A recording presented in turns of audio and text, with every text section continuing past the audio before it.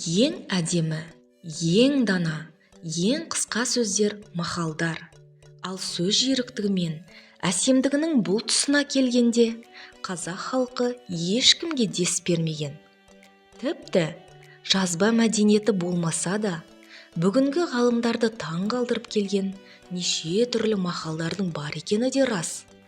Осы орайда Баймырза Беспаев атындағы мектеп-гимназияның 6 сынып білім алушылары арасында бір мақал атты жоба жүргізілуде. Аптасына бірнеше мақал жаттауды әдетке айналдыра отырып, бабамыздан қалған өшпес мұра, қымбат қазынасы мақал-мәтелдерді дәріптеу арқылы оқушылардың тіл байлықтарын дамыту, ана тіліне сүйіспеншілігін арттыру, халық мұрасын, ұлттық құндылықтарды насихаттау, өмірде қолдана білуге, тапқырлыққа, шешендікке, тіл шеберлігіне тәрбиелеу көзделіп отыр. Нәтижесінде білім алушылар асыл қазынамыз мақал-мәтелдерді орынды қолдануды үйренеді. Тақырып бойынша мақал-мәтелдермен танысып, ойлау қабілеттерін дамытады.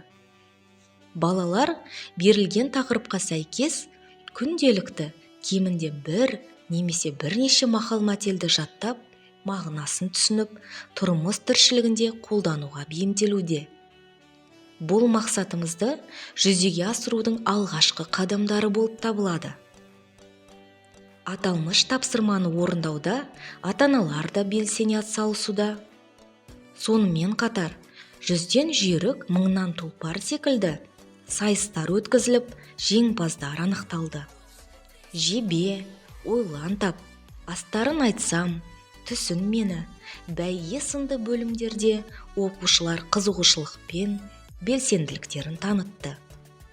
Тіпті тартыс үстінде өз тараптарынан да мақал-мәтелдер шығара білді. Әлеуметтік желілерден көрсетілген бейнероликтерге ойларын, пікірлерін мақал-мәтелдер арқылы тұжырымдап жеткізді.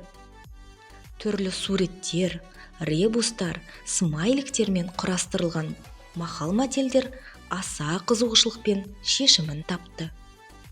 100 мақалға бір талқы атты сабақта мақал-мәтелдерінің шығу төркіні талқыланды. Оқушылар атқарылған жұмыстар барысында өздеріне алған білімдері мен қандай нақты тағылым бергендігі туралы талқылап, эсселер жазумен бөлісті.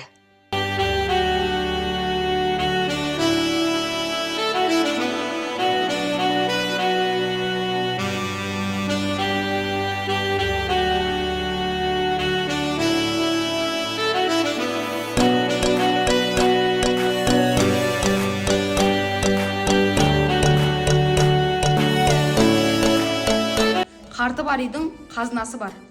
Отан отбасыдан басталады. Гүл өссе жердің көркі, қыз өссе елдің көркі. Оның көңілі балада, баланың көңілі далада. Адамның арқауы. Байлық емес, бірлік байлық. Қазақ емес, нағыз қазақ домбыра. Үй базар, баласыз үй қу базар.